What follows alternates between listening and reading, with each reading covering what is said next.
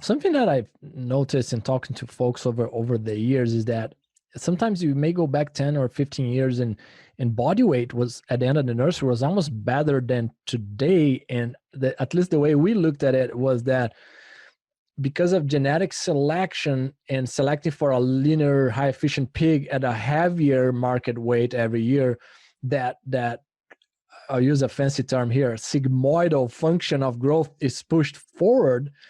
So it's super interesting to look that sometimes we see in nutrition studies, the first week of after weaning, these pigs don't seem to grow very well, but they also don't seem to die super easy either compared to 10, 15 years ago.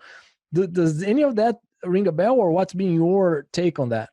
Yeah, so obviously coming from a production side myself, dealing with a lot of nursery pigs, I definitely would echo that. From a MetaFarms database, we would say the same thing where, looking deeper into what age and feed are these pigs dying, it is in that 2 to 4 range is where we have about, I think it was 45% of the deads that are dying. And you might say, well, that's a high number, but if you look and you consider a typical nursery turn is 6 or 7 weeks, half the time, in 3 weeks, we have half the pigs roughly that are dying.